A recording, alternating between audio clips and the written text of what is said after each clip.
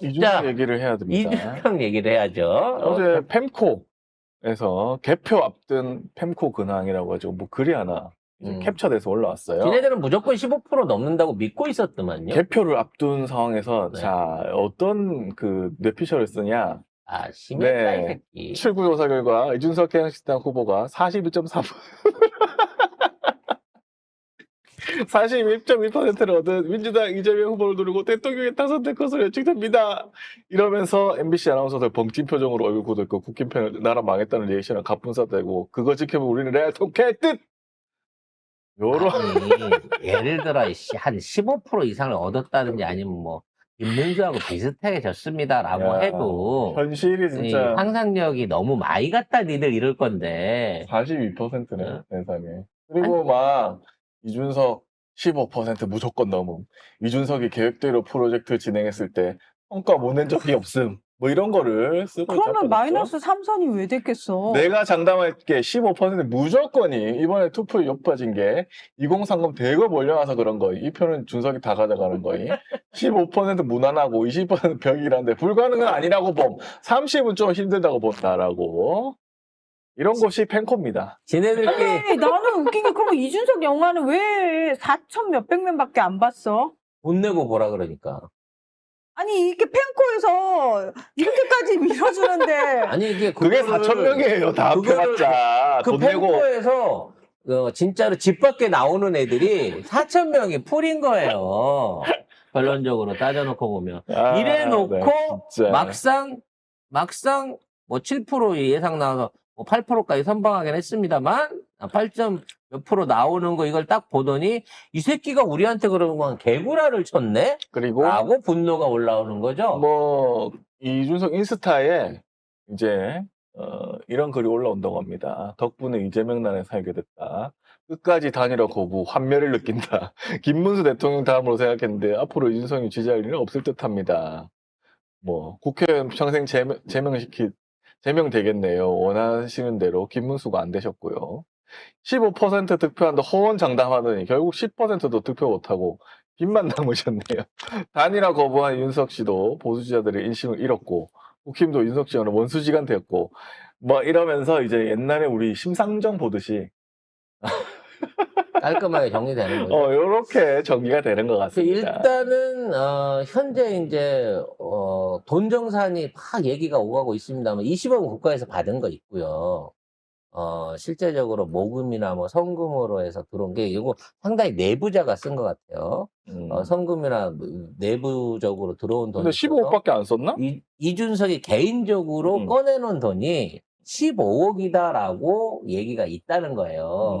그러니까 지금 있는 상태에서 이제 저 선거 비용을 보전을 못 받으면 이준석이 실질적으로 손해보는 비용은 15억 정도 된다라고 예측을 하고 있는 썰들이 있다고 합니다. 그러니까 이분은 그 얘기를 어디서 들었거나 그 내용을 알고 있는 분인 것 같아요. 근데 뭐 지금 있는 아파트가 딱 15억이에요. 지금 이준석이 살고 있던 압류됐던 그거. 압류됐던 그 아파트 그게 본인 소유라고 하면 네. 깔끔하게 아파트를 날리시면 팔아서 정리를 하시면 깔끔하게 정리가 되게 돼 있습니다. 그리고 어차피도 동탄 살잖아. 샤워도 노원으로 하러 안 오고 동탄으로 하러 가는데 굳이 노원에 그 아파트 지금 시가 좋거든요. 네, 재개발 소식 있고 막 그래가지고 본인이 살고는 있지만 팔 수 있는 권한이 본인한테 있어요? 그게 팔 수가 없으니까 이런 식으로 선거빚이 되면 아이고. 압류를 통해 가지고 자연스럽게 이런 걸 빚잔치라고 하거든요. 전문 용어로. 빚잔치 되면서 그동안 사실 내 거지만 내 거라고 어디 가서 말을 못했던 이 아파트도 깔끔하게 정리하고 넘어간 게 아닌가. 그럼 이준석은 이걸 계산을 하고 이 15억짜리 아파트로 빚잔치를 할 계산을 하고 딱 그만큼만 계획적으로 돈을 쓴 게 아닐까. 야, 이 정도로 철두철미하단 말이야. 아무튼 네. 뭐 단일화만 했어도 라면서 보수층에서 계속 이준석을 욕하고 있는 상황이라고 합니다. 뭐 또 다른 기사에서 보면은 윤석열 욕하는 국힘 지지자들 만들 쟤네들은 윤석열 때문에 모든 졌다. 사람은 다 핑계 댈 거예요. 시간 지나면 이준석 때문에 졌다. 김문수도 되고 뭐 다 될 건데 제일 중요한 건 뭐냐면 말이죠.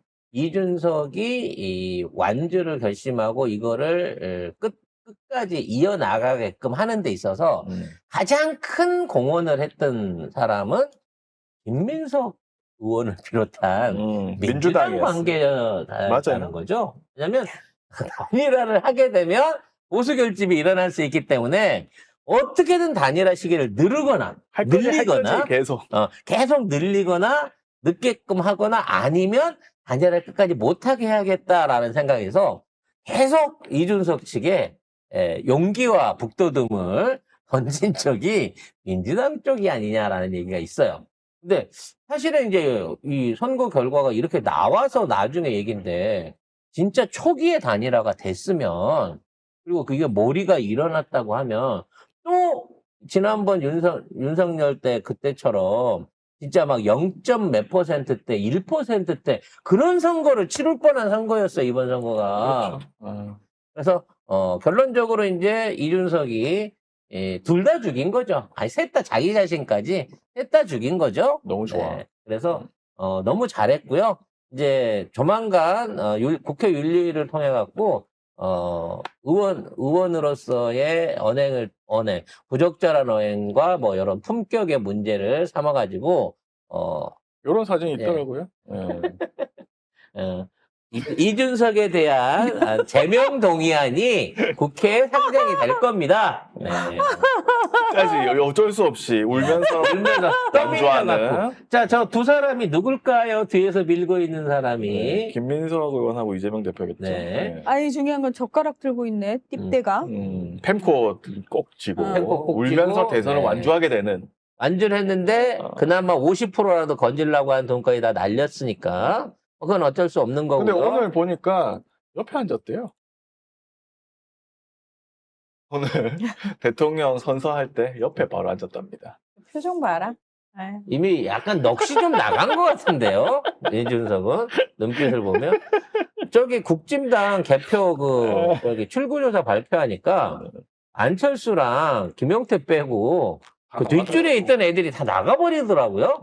근데 나중 김용태도 나갔어요. 근데 안철수는 끝까지 계속 자리를 앉아있던데? 지키대. 이 사진도 있기다. 맞다. 김민석이 완주시킨 이준석.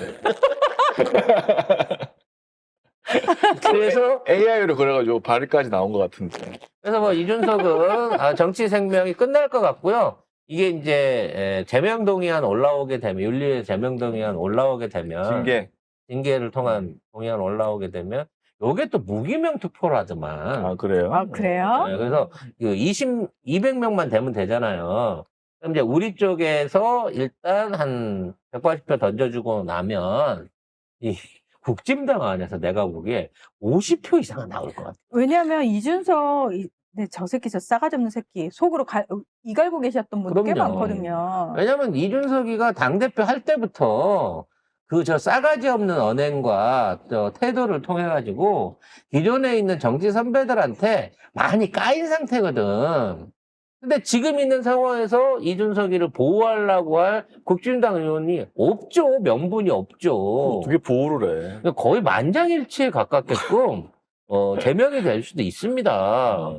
그럼 그때 가갖고 표결에 의해서 제명을 당하면 이거는 민주당이 죽인 게 아니에요. 민주당의 힘만으로는 이준석을 죽일 수가 없어.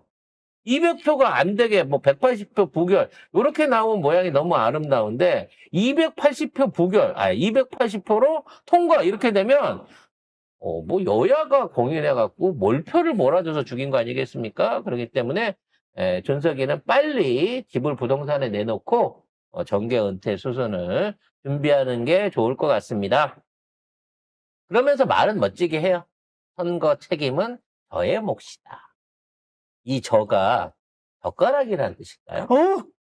네, 관련 기사는 조선일보에서 마지막으로 써졌는데 뭐라고 했는지 좀 보겠습니다. 네, 아니 뭐 미련을 못 버린 건가? 네. 아니 개표 초기에 던졌어. 아니 그게 아니고 시작하자마자. 조선일보가. 자, 어제 오후 9시 30분 이준석 후보가 이번 선거 결과 책임은 모두 저의 몫이라며 내일부터 동탄 국회의원 이준석으로 복귀하겠다고 이야기를 했습니다. 누구 마음대로 국회의원 동탄에서 돌 들고 기다리고 있던데? 동탄 마음대로. 주민들도 이재명 대통령 지지 선언했던데. 그러니까요. 예. 동탄 주민들이 17%인가 15.7%인가 줬죠? 이준석한테? 에휴. 동네에서도 아무튼. 버림받았죠? 음. 네. 그러면서 내일부터 국회의원 이준석으로 복귀해서 지역 민원과 동탄 관련 일들 세심하게 처리하도록 하겠다고 얘기를 했습니다. 근데 야, 너네 동네에서 네 오지 말랜다. 그리고 국민 통합해달라고 했잖아요. 갈라치기는 지가 해놓고 통합은 또 이재명 남한테 대통령한테 해달래. 해달래, 이 새끼가. 뭔 소리야. 아이고, 니나 잘하세요. 책임감 없는 것들은 공통점이 있다니까. 뽑지도 않았을 거잖아. 니가 이재명 대통령 찍었겠어? 아이고. 진짜. 아이, 저기 인간적으로, 양심적으로 안 찍었으면 뭐 해달라고 하지 맙시다. 걸리지 맙시다. 그러니까. 아유, 진짜 이제 추잡스러워. 오늘 방송을 정리하면서 드리고 싶은 말씀은 얘네들이 이렇게 이제 마지막에 가서 변심을 하고 이미지 정치를 하는 거는 1년 후에 빅 이벤트가 있기 때문입니다. 지방선거요? 지방선거가 있기 때문이에요. 물론 이제 대통령 임기 1, 2년 차에 오는 선거들은 대부분 집권당, 그러니까 대통령이 소속되어 있는 당이 유리하긴 한데 이번엔 더더욱 그게 클 것으로 보여져요. 왜냐하면 선거하고 대통령 선거하고 지선이 매우 짧게 남아있는 데다가 민주당은 외연 확장이라는 명목하에 그쪽 지역에 있는 정치 토호들 내지는 정치 세력들을 많이 흡수를 해요. 규합했죠. 규합을 했어요. 근데 지금 국진당 같은 경우에는 일부 지역을 제외한 TK 일부 지역을 제외한 나머지 전선 하에서는 이제는 다음 선거에서 민주당을 이기기가 힘들겠구나라고 하는 정서가 이미 갇혀 있단 말이에요. 그런데 TK에 올인을 하려고 덤벼들 가능성이 높습니다. 근데 그 TK의 텃밭을 노리고 있는, 그러니까 민주당이랑 싸워서는 안 되지만 국진당 후보랑은 싸워볼만 하겠다고 생각하는 군소정당 후보들이 꽤 많아지고 있다는 얘기예요. 특히나 그쪽 지역에다가 공천에 영향을 줄 수 있는 정치 외적 인사들이 꽤 있습니다. 일단 기존에 있는 김건희와 윤석열도 어느 정도 영향력을 미칠 수 있을 거고요. 명태균도 영향력을 미칠 수 있을 거라고 생각하고 홍준표도 영향을 미칠 수 있을 거라고 생각할 겁니다. 아마 이준석도 여기에서 그냥 넘어가지는 않을 거예요. 그러니까 앞으로 다른 일반적인 쪽에서의 민주당 우세 지역 안에서의 지선은 사실상 뭐 민주당 우세로 끌려가겠지만 이번에 그나마 절반을 나눠놨던 빨간색으로 나눠 가졌던 TK, PK 부분 안에서 향후 지방선거 일정에 관련한 준비 그리고 거기에 출마하려고 하는 후보자들의 고민이 깊어지게 될 거예요. 그러니까 이러한 영향력들이 지선의 압도적인 또 민주당의 승리로 다시 이게 확충된다고 하면 그 다음 총선, 그 다음 대선까지도 도미노처럼 계속해서 무너지게 될 가능성이 생긴다는 거죠. 그러기 위해서는 오늘부터가 중요합니다. 오늘 당선증을 급하게 받으시는 바람에 준비가 안 돼 있기 때문에 아마 오늘 오후부터 뭐 내각 구성이라든지 여러 가지 그 법안이라든지 우선 처리되어야 될 부분에 대한 합의평들이 흘러나올 거고 거기에 대해서 뭐 친명 인사 일색이네 이재명의 친정 정치가 시작되는 온갖 비난들이 나올 수 있을 겁니다. 그럼에도 불구하고 지금은 위기 상황이잖아요. 그럼 준비가 덜 됐다고 그래갖고 지금 있는 상황에서 장관 없이 그 자리를 비워놓을 수는 없잖아. 윤석열 때 쓰던 사람을 그대로 데리고 쓸 수는 없잖아요.